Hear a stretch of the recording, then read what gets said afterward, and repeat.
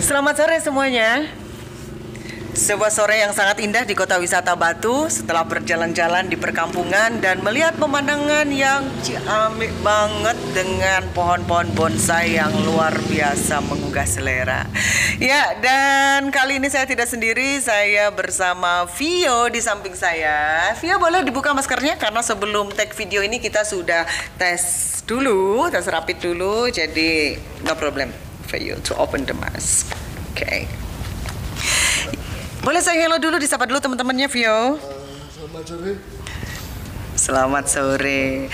Saya bacakan dulu mungkin buat teman-teman, salam kenal dengan saya Erna Cleopatra. Dan di sebelah saya ada Mas Vio, Mas Wahyuda Eldin Octaviano ya, nama panjangnya.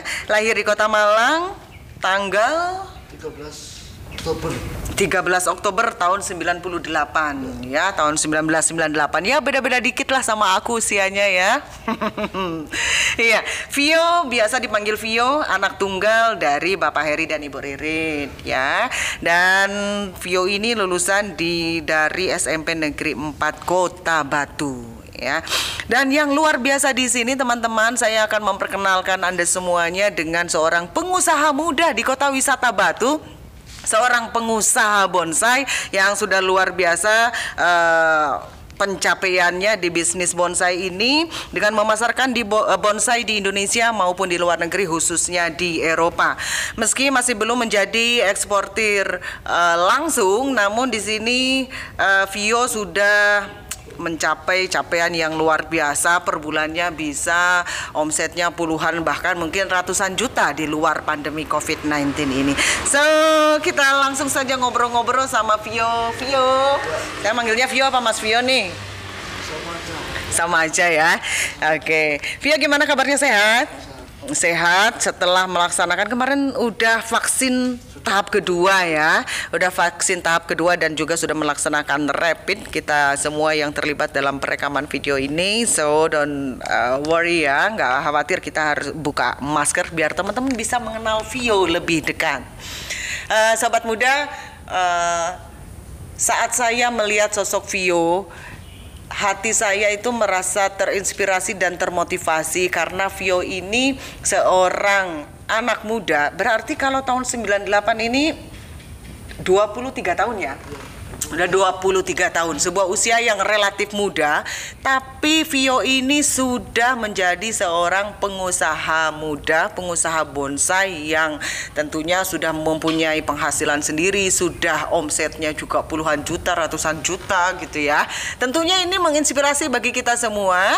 Dan di sini juga Vio sebagai penyandang disabilitas tentunya merupakan sebuah prestasi yang luar biasa pada saat pandemi COVID ini mempunyai dampak yang sangat besar terhadap berbagai macam bidang usaha. Namun Vio yang bergerak di bonsai ini tetap eksis, tetap stabil karena ada beberapa strategi, ada beberapa terobosan-terobosan yang tentunya diambil langkahnya oleh Vio ini. Oke Mas Vio, saya boleh tanya-tanya sebentar ya Mas Vio. Bergelut di bidang bonsai ini udah berapa lama tuh? Kalau saya sendiri awalnya mulai 2019 pertengahan ya. 2019 pertengahan. Kalau dari bonsainya sendiri mulai saya lahir ya. Mulai lahir ini sudah. Oh, jadi ayah sudah bergerak di bidang bonsai sejak Vio baru dilahirkan tahun 98 itu ya. Dan Vio sendiri setelah menyelesaikan sekolah langsung mengikuti jejak ayah untuk meneruskan bisnis ayah. Ayah atau bapak atau manggilnya? Daddy? Kalau saya ya papa. Oh papa, ya. Saya lupa papa nggak bisa hadir di sini karena masih ada urusan ya. Oke, Vio sendiri sebenarnya ke bonsai ini senengnya, tertariknya di apa Vio? Kalau saya bidang saya cenderung ke digitalisasinya.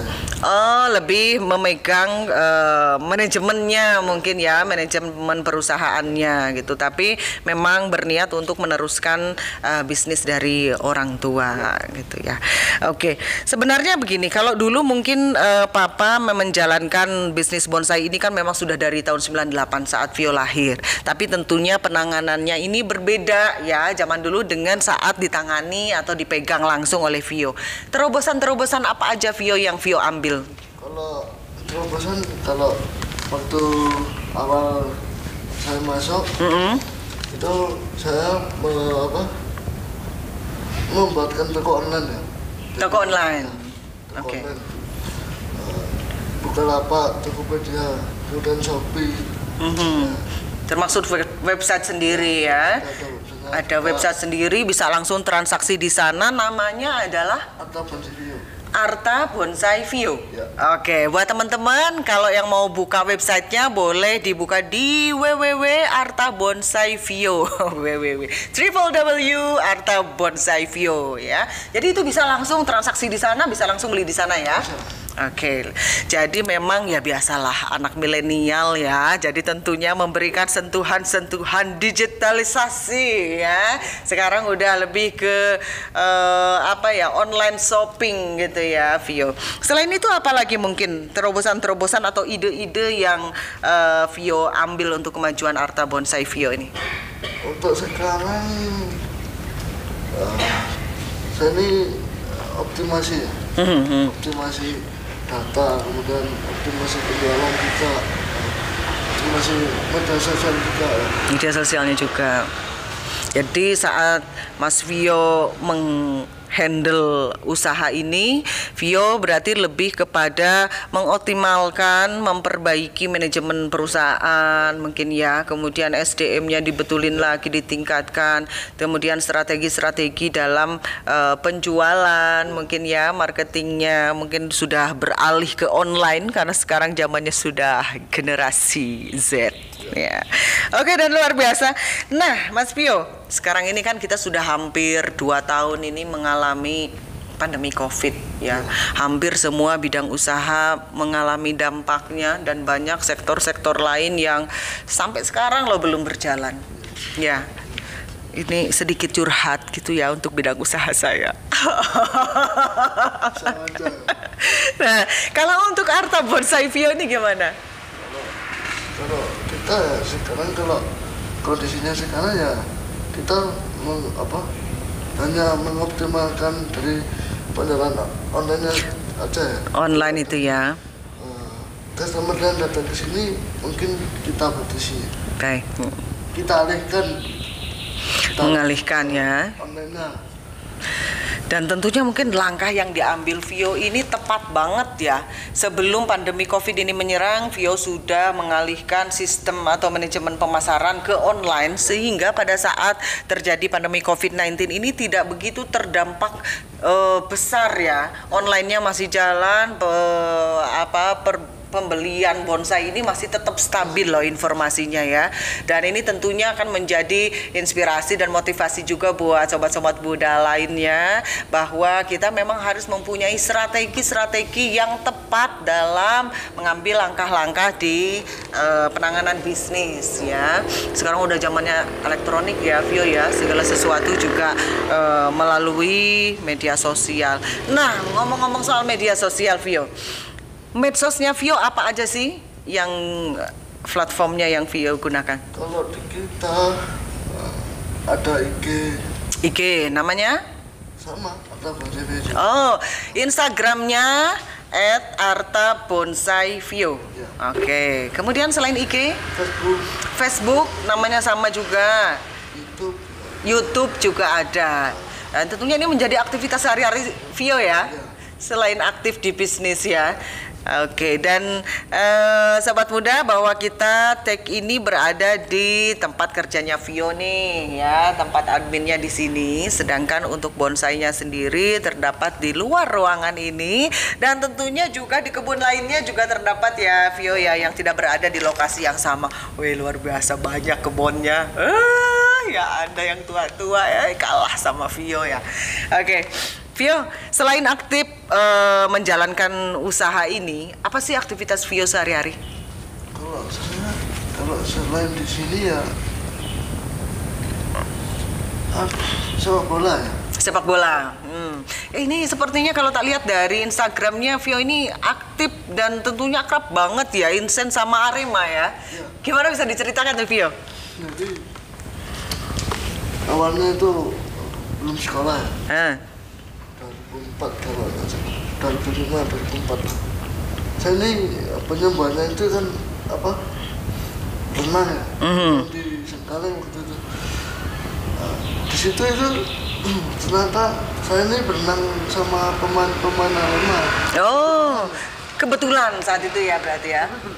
Pada saat itu belum kenal lah sama pemain itu. Oke. Belum sadar itu. Siapa juga ya? Kemudian setelah itu di 2013 waktu SMP ya.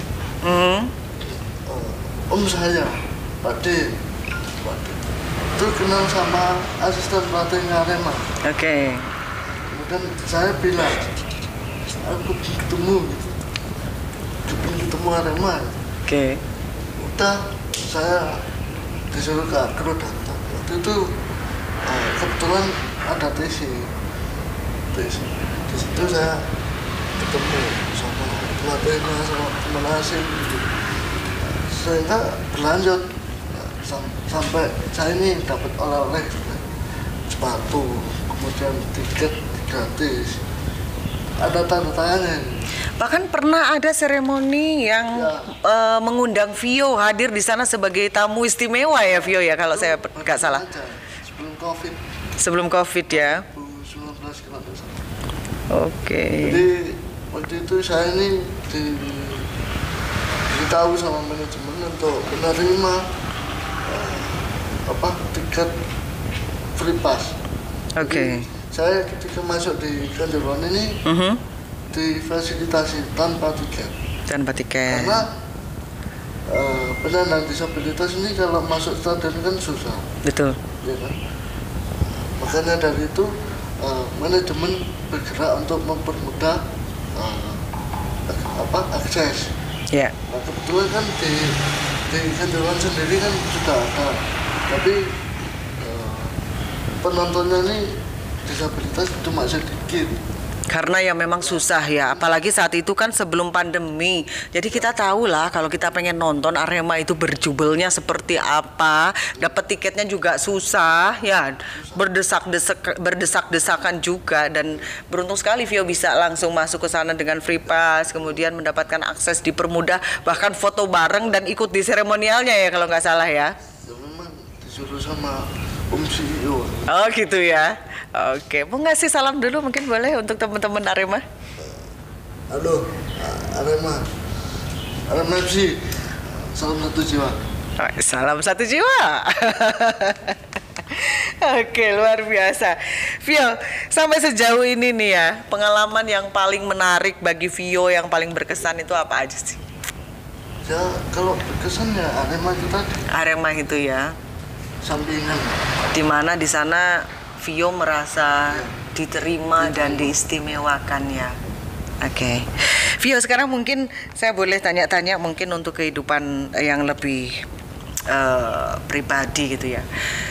Vio sendiri kan memang kalau untuk bisnis ini sudah berjalan running ya, dan tentunya juga udah nggak khawatir lah kalau untuk income per bulan ya. Tapi tentunya sebagai manusia dan yang saya tahu Vio iki lak wong iku ya apa ya? Selalu penuh dengan ide-ide, mimpi, cita-cita.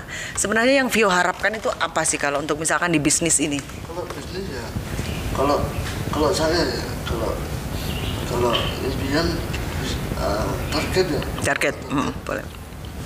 Ini target jangka panjang saya, pengennya tuh bisa ekspor sendiri. Bisa ekspor sendiri ya. Tanpa bantuan pihak lain. Oke. Benar-benar mandiri gitu. Kemudian pengen punya perusahaan sendiri.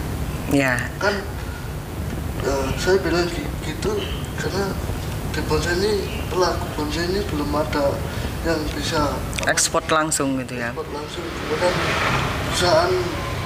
perusahaan resmi belum ada. Oke, itu yang ini yang menjadi kendala selama ini untuk menjadi eksportir langsung apa Vio yang Vio rasakan?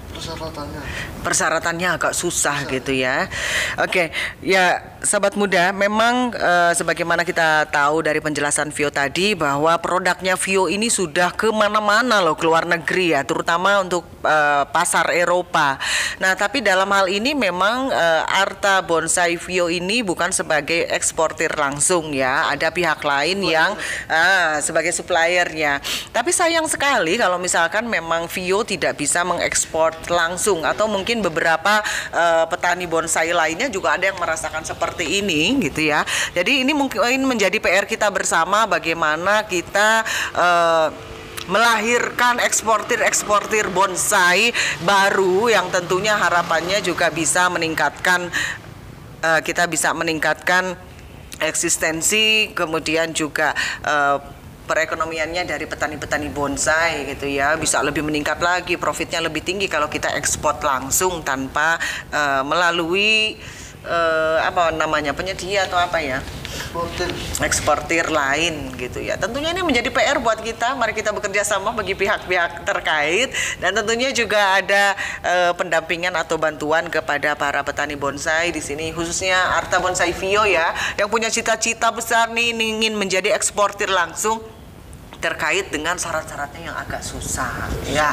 Namanya ke luar negeri mungkin produknya harus bagaimana pengsortirannya dan lain sebagainya ya, harus ada ya SOP-nya mungkin ya, atau aku juga agak kurang paham nih, Mas Levin yang paham soal ini. Angel ngono ya, dalam tanda kutip ya, dengan singkatnya itu angel, rodo ribet gitu kan ya. Boleh dibantu mungkin untuk rekan-rekan dari pemerintah kota yang mungkin memahami mengenai hal ini, atau orang-orang yang kompeten di bidang eksportir. Ayo kita bina, ayo kita dampingi bersama anak-anak muda kita yang mempunyai cita-cita tinggi. Oke, Vio, boleh nggak nanya nih, ini teman-teman juga tentunya juga sudah melihat bahwa Mas Vio ini berbeda, dalam arti Mas Vio ini penyandang disabilitas. Sebagian orang, Mas Vio, banyak keluarga yang mempunyai anak disabilitas itu nggak mau terbuka kepada masyarakat ya, dalam arti ya bos menengai de omah, nggak pernah diajak kemana-mana, nggak pernah apa. Nah, yang saya lihat dari papa ya sama mama itu tetap membawa Vio untuk aktif bermasyarakat, untuk aktif bersosialisasi dan juga beraktivitas lainnya sejak Vio kecil ya, Vio ya. Jadi mungkin dari sana Vio belajar berbisnis, belajar berbicara dengan orang lain, dan tidak semua orang tua loh hebat banget nih orang tuanya ya. Padahal ngomongnya rada angel ya, tapi grogi. Grogi. Caranya emang iku grogi lek ngarepe kamera. Padahal aslinya enggak kok, asik kok ngobrolnya.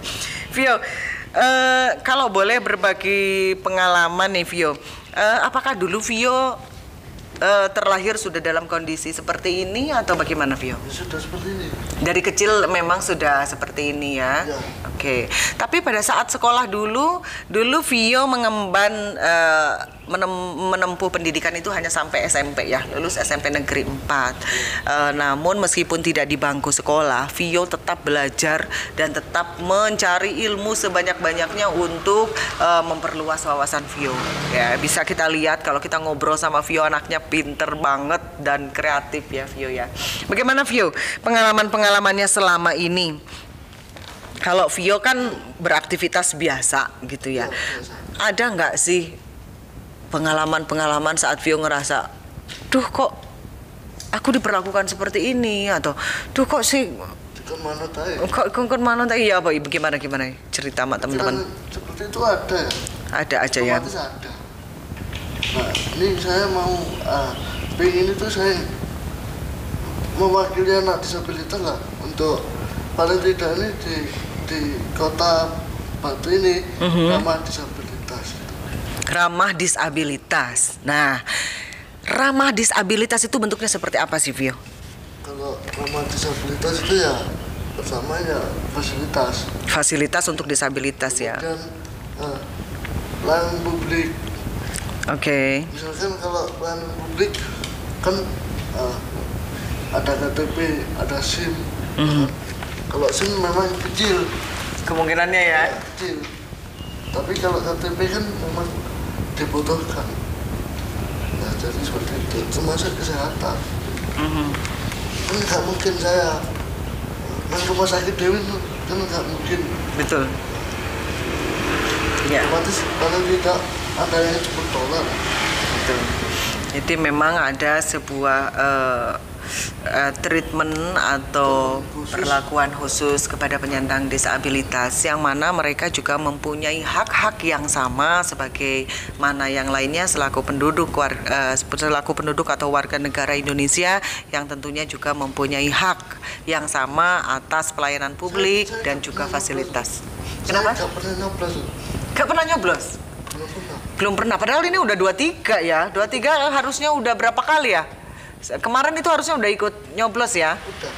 Udah. Kalau KTP sendiri udah punya kan? Udah ada. Kenapa nggak nyoblos? Sebenarnya kan punya suara. Saya dijanjani. Dijanjani apa? Gak ditepati. Gak ditepati? Katanya mau disamperin ke sini. Katanya nggak ada. Coba gak? No. Nggak ada. Bapak, tolong ya Pak, ini suaranya loh, sayang loh, satu suara.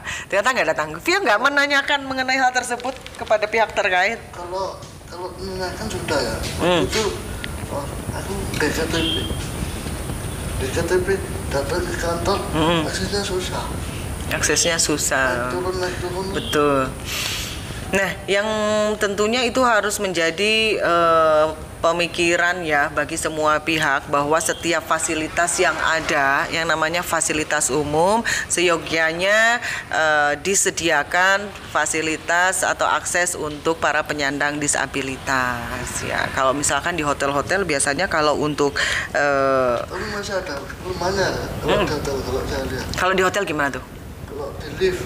Di lift, oh ya. Itu kan tombolnya kan vertikal kan? Ya betul. Ya kan? Gini kan? Betul, ke atas. Kalau disabilitas, kalau yang bisa berdiri bisa. Nah, kalau saya gimana mau menekan tombolnya? Ya paling tidak ini dirubah lah. Jadi dua, satu vertikal, satu horizontal. Horizontal ini posisinya bawah. Nah, misalkan saya masuk di lift ini, saya masih kursi roda ini, gimana? Iya. Apalagi mau ke lantai 12 misalkan ya, kita berdiri nggak bisa, guys. Tombolnya maksudnya.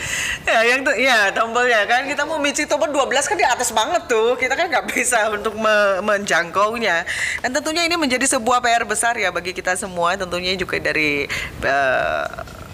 pihak pemerintah di sini tentunya yang mempunyai wewenang, kemudian juga. Seharusnya seperti itu, mempunyai hak yang sama. Masih belum ya.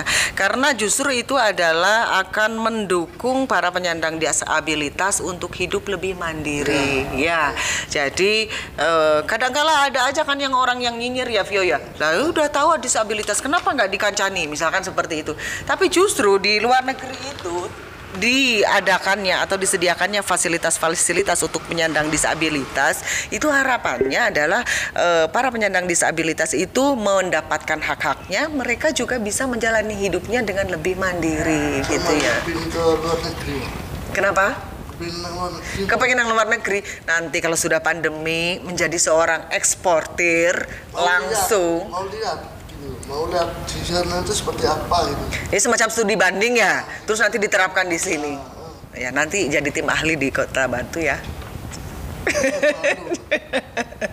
Jadi tim ahli. Nggak usah malu, kenapa malu? Kan malu gimana ya?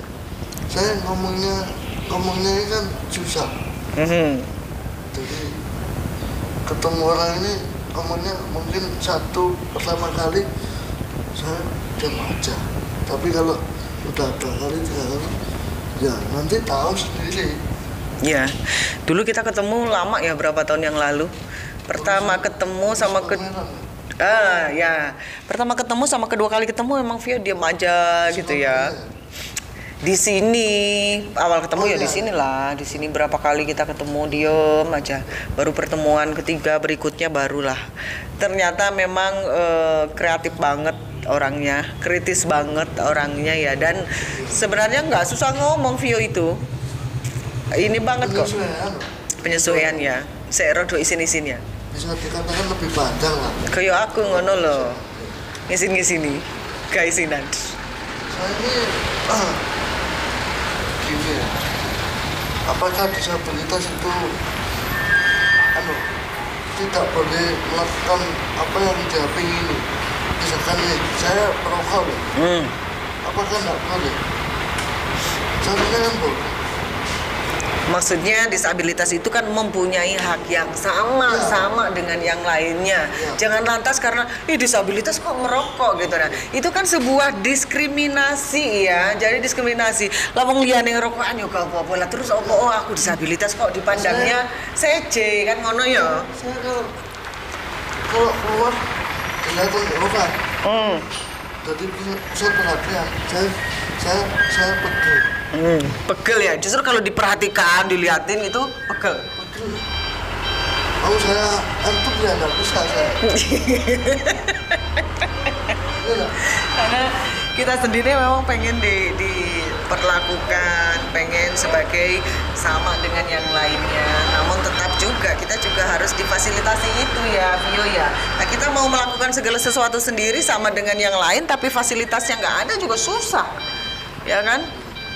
Ya gitu. Ya itu sebuah PR panjang buat kita semua bahwa tentunya harus mendapatkan perhatian yang lebih besar ya Vio ya. Diistimewakan, lebih tepatnya diprioritaskan. Diprioritaskan. Kita nggak pengen diistimewakan, tapi diprioritaskan. Dalam arti ya hak-haknya kita juga diberikan. Ya, iya. Vio, teman dekat Vio siapa sih?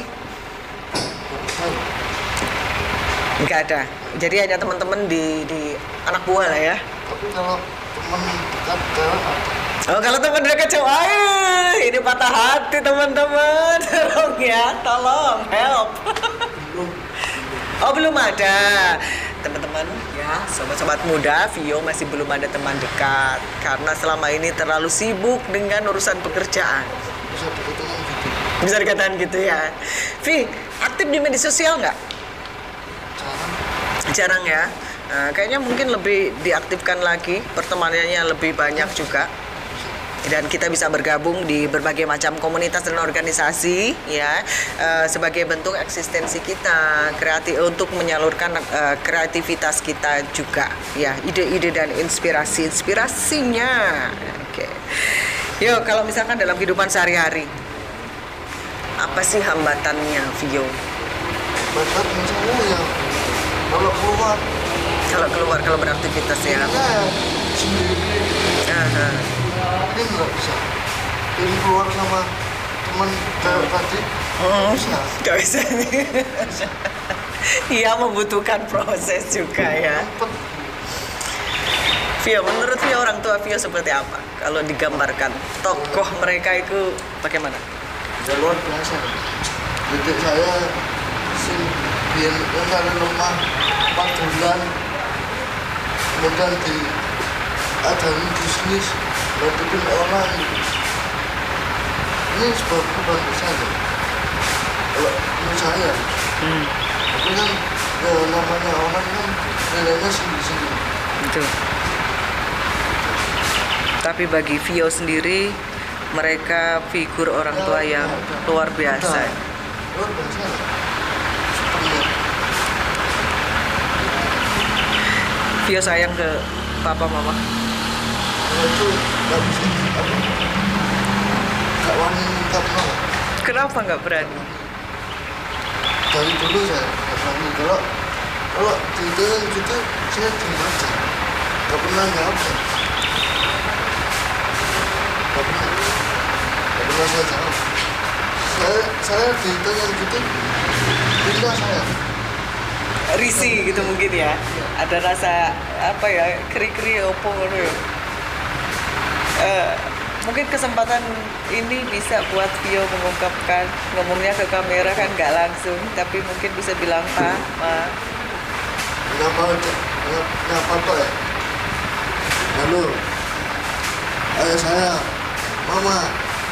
Halo, masuk podcast pertama kali loh. Pertama kali. Boleh mungkin bilang I love you. Gak mau. Isin. Namun yang pastinya meski nggak diungkapkan dengan kata-kata, kita bisa melihat ya bagaimana bangganya Vio terhadap mama, papa, mereka yang sudah sangat luar biasa. Karena setiap orang tentunya mempunyai cara yang berbeda untuk mengungkapkan rasa cinta dan kasih sayang. Ada yang terbiasa mengucapkan langsung, ada yang dengan sikap. Kak Kulino ya. Nanti kalau sama cewek, temen cewek deket gimana? Nggak beda. Udah. Oke. Luar biasa. Vio, selama ini yang menjadi figur idolanya Vio siapa? Ini bisa dikatakan saya ya, tapi saya ini idolanya Jack Ma. Siapa? Jack Ma. Ya. Oke. Dan Ahmad Jaki. Ahmad Jaki. Ya. Dan CEO-nya beberapa. Oke. Apa yang bikin Vio ngefans ke mereka? Itu tadi digitalisasinya. Digitalisasi. Terobosan mereka yang luar biasa dan mencapai keberhasilan. Mas Menteri. Iya. Itu juga. Iya. Ya anak milenial ya, segala sesuatunya sudah lebih ke digitalisasi luar biasa. Dan yang pastinya rencana Vio ke depan apa nih? Kalau di bisnis pengen ngapain? Ekspor itu ya. Tentunya ekspor ini kita akan mengambil langkah, Vio akan mengambil beberapa langkah dalam rangka upaya menggapai targetnya Vio ini ya. Pendirian perusahaan yang lebih ke ekspor ya. Oke. Siapa tahu bisa bersama. Betul. Dan yang pastinya juga mungkin Vio bisa mengajak teman-teman lainnya kerjasama gitu ya. Bisa mungkin sebagai distributor ya. Membuka lebar kerjasama dengan teman-teman ya. Yang mau foto-foto di sini model-model fashion ya. Ada fee-nya. Oh ada fee-nya ya? Nggak ada fee-nya? Ya, tapi kan bisa menjadi spot foto yang keren loh di sini, pemandangannya asik banget ya. Ini sudah saya siapkan, tapi di belakang. Di belakang ada juga spot foto khusus ya. Pemandangannya bagus. Kalau moto-moto sih ada. Nah, buat para fotografer, videografer kalau mau foto-foto disiapkan dengan tangan terbuka, silahkan yang mau bekerja sama gitu ya. Di sini ada gunung juga. Ada gunung juga. Pemandangannya juga menjual. Pemandangannya keren ya, menjual ya. Oke. Vio sekarang kan usianya sudah 23 tahun dan sampai saat ini Vio tidak pernah lelah untuk terus berkarya, terus menjalankan usaha bisnisnya dan juga terus berusaha memperjuangkan hak-hak teman-teman disabilitas ya. Kemarin sempat ketemu dengan Bu Wali Kota ya. Itu dalam rangka apa Vio? Inisiatif sendiri. Oh, inisiatif. Vio berinisiatif untuk menemui Bu Wali. Oke, dan Tanpa surat, tanpa protokol. Tanpa surat? Langsung WA atau bagaimana? Komunikasi sama protokolnya. Komunikasi sama protokolnya. Sama sekprinya. Kebetulan datang. Dan saya.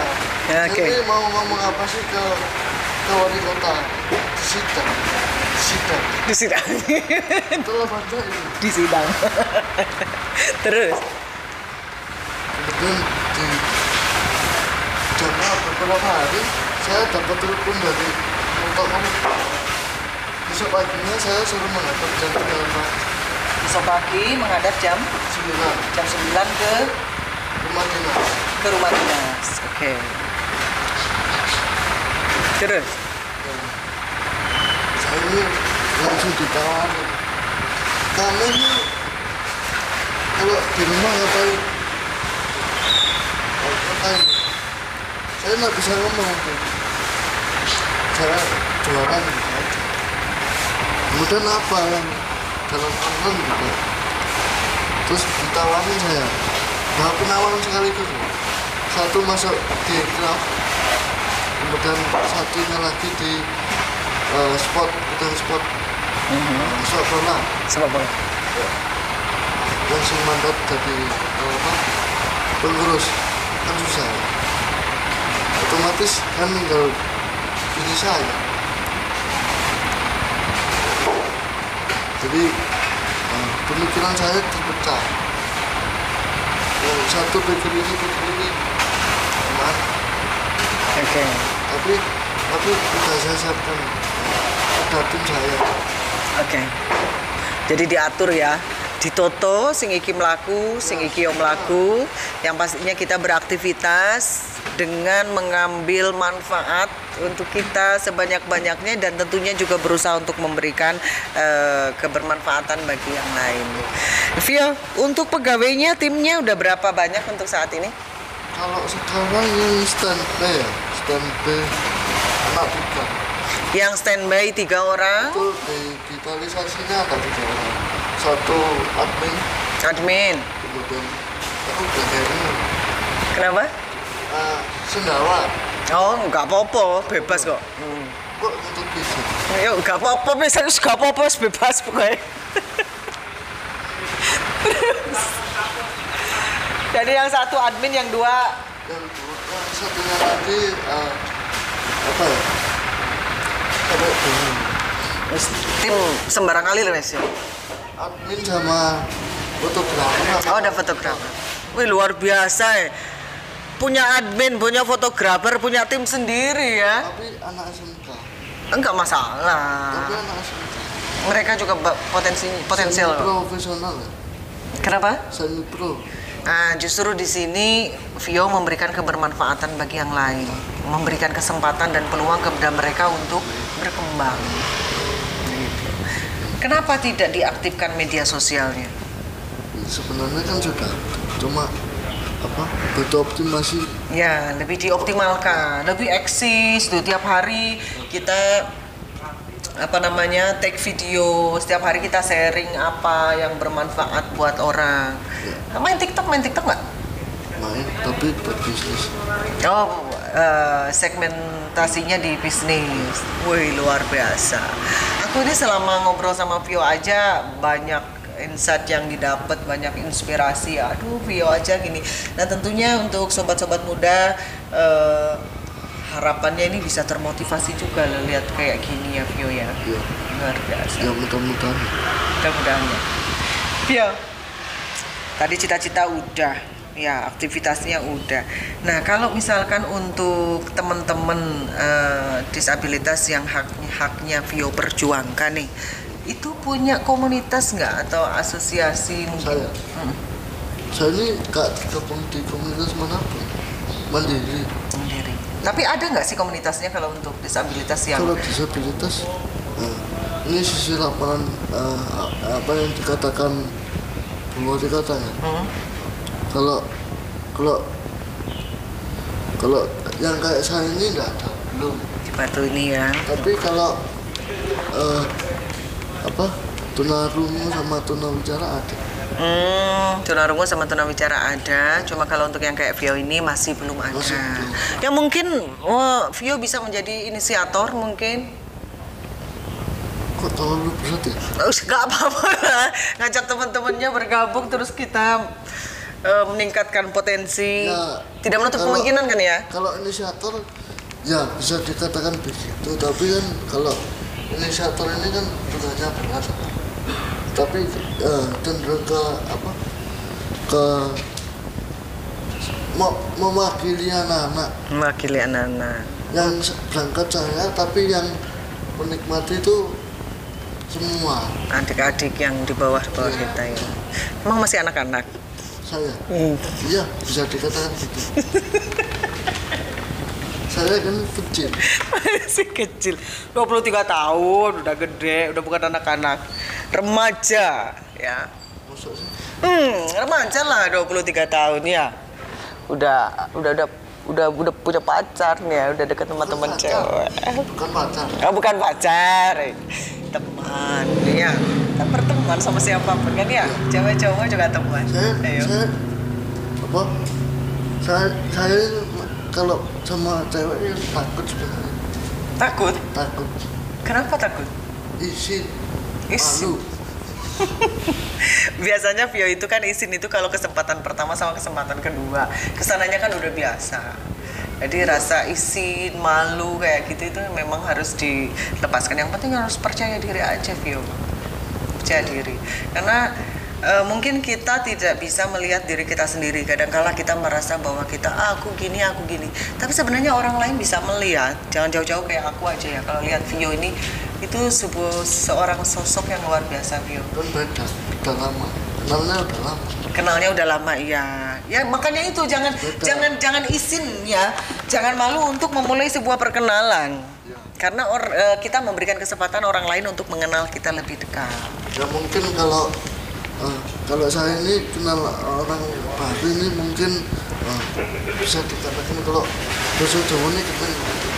Apa? Awal-awalnya keren.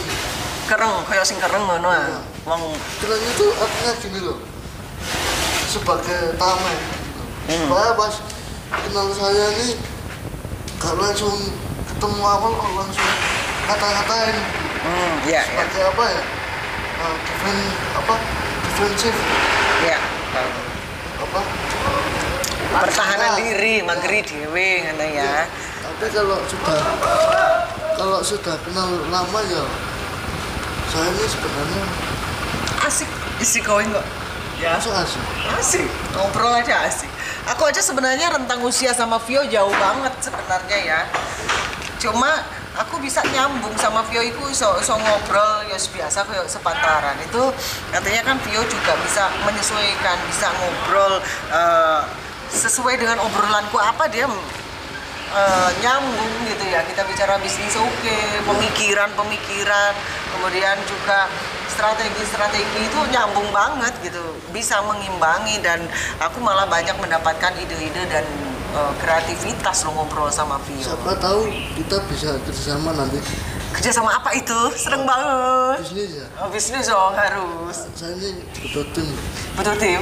Aku tak ngelamar. Tolong CV segera dibuatkan. Ya, tak melamar ke Vio ya. Saya malah minta bantuan ke sampean. Apa itu? Gitu loh. Ya itu tadi untuk persyaratannya itu loh, pendirian CV itu tadi loh. Oke. Sama tenaga profesional. Nah, siap. Udah ini langsung tak garapane. Yes. Dapat pekerjaan bro. Tapi fee-nya berapa? Fee-nya berapa? Oh ya itu di belakang kamera dong. Sungkan sama papa ini nanti ya. Ya luar biasa sobat muda. Satu hal yang tentunya menginspirasi kita bahwa seorang anak muda seperti Vio, seorang penyandang disabilitas, namun tetap mempunyai kepercayaan diri yang luar biasa dan tentunya juga tidak pernah lelah untuk meningkatkan potensi yang ada di dalam dirinya. Sebagai seorang pengusaha muda, khususnya pengusaha bonsai, Vio mempunyai tenaga kerja yang standby di sini aja 3 orang, belum yang berada di lapangan dan tentunya yang belum produksi, belum yang di lapangan. Oh produksi 1 orang? Sama ya. Bagian produksi juga. Digitalnya. Luar biasa ini memberikan lowongan kerja, memberikan kebermanfaatan kepada sekitar atau teman-teman ya. Dan yang pastinya juga seorang Vio ini mempunyai cita-cita, mempunyai harapan-harapan dan juga memperjuangkan hak-hak disabilitas di Kota Wisata Batu. Tentunya harapannya ini bisa menjadi bahan pemikiran untuk lebih diprioritaskan ya, untuk lebih diperhatikan bagi pihak-pihak terkait. Ayo kita lebih memprioritaskan para penyandang disabilitas dengan menyediakan fasilitas-fasilitas yang tentunya bisa diakses, bisa digunakan oleh para penyandang disabilitas karena mereka juga mempunyai hak yang sama. Ada gak? Isin. Kamu bilang kok isinan sih? Ya, kamu sebenarnya kalau ke teman lebih seneng ke yang gimana sih? Laki. Laki. Ya jelas lah kalau bertemannya sama laki. Cuma maksudnya tipikalnya lebih seneng ke orang seperti apa? Atau Vio ngikutin aja? Ya tergantung. Tergantung ya. Saya pengen guyon ya guyon. Serius ya serius. Nah, yang pastinya kita harus selalu mengisi waktu kita dengan hal-hal yang positif. Ya, Vio ya. Dan Vio, ada pesen nggak buat temen-temen? Kalau saya ya, pesan saya jangan takut mengungkapkan pendapat ya. Kalau saya itu, yang penting wani. Yang penting wani. Pendapat kita, kritik kita, ya. Isi hati, isi kepala kita. Jangan takut siapa yang dihadapi. Kalau saya itu. Ya, kadangkala memang di sekarang ini kadangkala orang mengungkapin pendapat yang susah. Apalagi ngomong sama orang yang lebih apa ya? Posisinya kita bisa ngomong gitu loh. Selama kita nyampaikan pendapat itu benar, nggak masalah. Misalkan saya kritik jelek, kritik baik, tapi kan saya berikan solusi. Kalau saya gitu prinsipnya. Oke. Jadi jangan pernah takut untuk menyampaikan pendapat Anda, jangan pernah takut untuk memberikan kritik. Ya. Jangan takut mencoba. Jangan takut mencoba. Luar biasa. Terkhusus untuk teman-teman disabilitas mungkin ada yang mau disampaikan? Ya, kalau disabilitas ya pesan saya ya. Kalau bisa ya kreatif lah, tidak. Kreatif ya. Itu hanya gini. Disabilitas itu kan macam-macam. Ada yang disabilitas ringan, ada yang disabilitas tinggi, kemudian ada yang sedang. Selama kita bisa gerak, ya lakukan. Selama kita bisa mikir ya lakukan. Itu pesan saya. Karena pastinya kita juga dianugerahi banyak kelebihan dan kemampuan. Jadi, ya.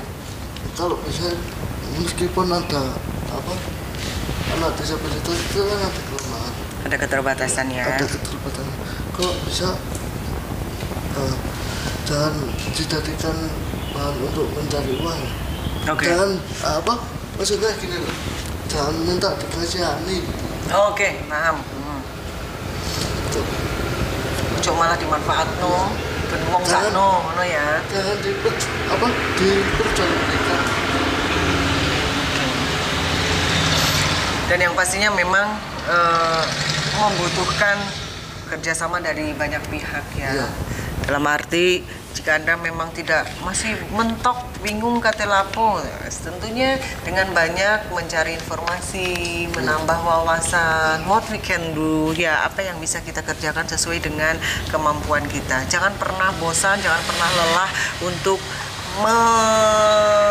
memperluas wawasan dan pengetahuan kita dari manapun sumbernya ya. Ngajar gak apa-apa, sing penting sing penting nanti ketika ngajar ini tadi berhasil, rasanya itu bukan terbang tapi lega. Kalau bahasa Jawa ini lega, pencapaian ya luar biasa. Sing biyen diguyu saiki tak buktikno, saiki aku iso ngene. Sing biyen guyu kok elok-elokno gak kira iso. Pernah gak diguyu-guyu wong atau dilokno wong? Sering? Ya, sering. Motone mek siji. Matanya mek satu. Sampai sempat ada yang mengatakan seperti itu. Ya maksudnya gini loh. Melihat sebelah mata. Oh iya, melihat sebelah mata ya, motornya mek siji. Aku rondo loading. Memandang sebelah mata ya, dan tentunya itu ada aja gitu yang seperti itu ya. Meremehkan. Terus apa Apa sih pengalaman yang paling menyakitkan ya sih? Larati ya. Disuruh masuk YPAC. Itu. Disuruh masuk SLB. Itu. Karena dari Vio sendiri ingin tetap diperlakukan sebagaimana layaknya sama dengan yang lain, karena Vio juga mempunyai kemampuan dan kelebihan-kelebihan yang lain ya, dan tentunya ini sudah Vio buktikan, kurasa ya, dibuktikan nih tapi seperti ini. Tapi saya ini apa ya, kalau orang bilang itu masih merasa haus gitu loh. Maksudnya haus itu betul. Haus apa ya, mau apa lagi ya itu bagus, tapi bukan berarti apa ya, bukan berarti ambisius, tapi tentunya tidak pernah lelah, tidak pernah bosan, tidak pernah merasa puas untuk mencari ilmu dan mengembangkan potensi diri. Tentunya Menteri Susi ya, Menteri Susi terakhir lulusan SMP, nyatanya bisa jadi menteri. Lulusan SMP loh, tapi anak buahnya sarjana semua.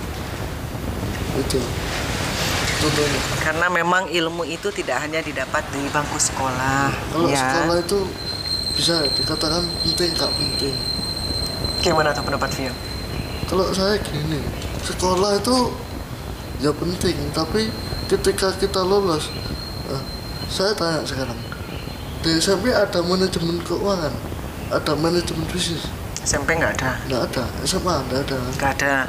Kuliah ada. Tapi kalau kita nggak kreatif untuk mencari peluang, ya nggak bisa. Ada ilmu-ilmu yang memang kita dapatkan di luar dengan praktek. Ya. Betul. Yang penting itu jangan ngejar uang, kejar pengalaman dulu. Pengalaman dulu ya. Kalau pengalamannya udah tinggi kan otomatis fee kita itu semakin tinggi gitu. Ya, saya jadi ingat kalau dengar kalimatnya Vio, saya ingat kata Kiai Hajar Dewantara. Ya, itu tokoh pendidikan Indonesia yang menyampaikan bahwa kita mengetahui itu bukan hanya sekedar mengetahui, tapi memahami, merasakan ya, lan ngelakoni. Ya, jadi kalau kita hanya sekedar mengetahui, hafal di kepala saja, tapi kita tidak ngerasakan, kita nggak melaksanakan, ya bukan memahami. Dan Vio dapatkan itu ilmu dari kehidupan ya. Ya ayah saya ya pas saya keluar gitu, saya lihat ini kurang apa ini mau ditambah apa, saya lihat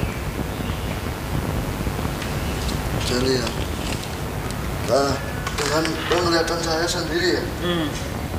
Jadi pemikiran saya sendiri, namanya orang kan tidak gak bisa ya, pikirannya motornya itu modal kan gak bisa. Namanya kan pendapat pribadi kan, ya terserah. Tapi kan kalau diulas lagi kan, selama yang saya katakan baik ya orang bisa menerima. Kalau yang tahu pemikiran saya. Ya.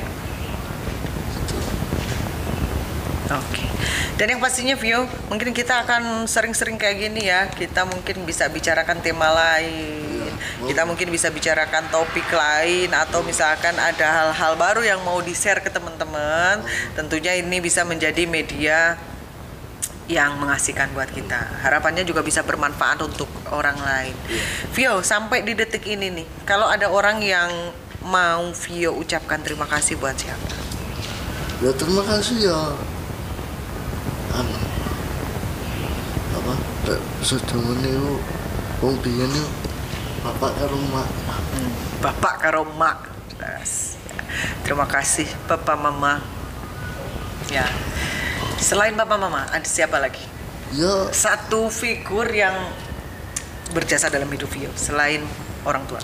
Ya, kalau selain orang tua ya siapa ya? Mbah. Mbah ya terkenal di Batu ya. Bisnis. Oh, Mbah ikut ngurui bisnis pisan. Ya, tapi gak langsung.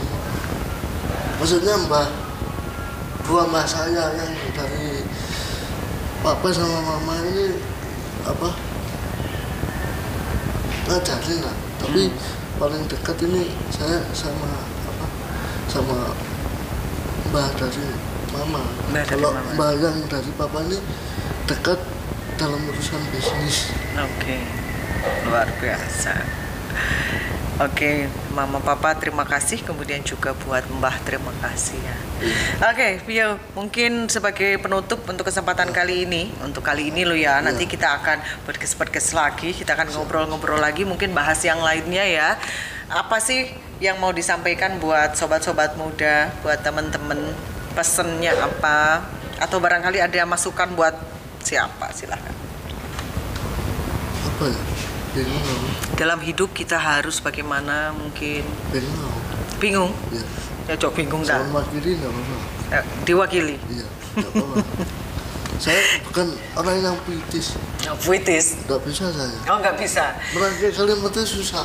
Pebisnis. Kalau saya rangkum dari tadi pembicaraan Vio berharap bahwa kepada teman-teman disabilitas untuk jangan pernah berhenti kreatif. Ya, jangan pernah berhenti untuk berkreativitas dan jangan mengasihani diri sendiri.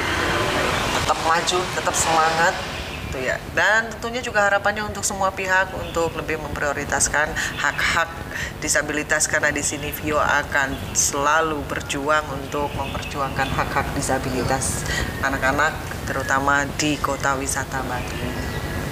Oke. Dan kepada sobat-sobat muda pada umumnya menyampaikan tadi apa tadi pesannya itu? Jangan pernah takut untuk menyampaikan pendapat.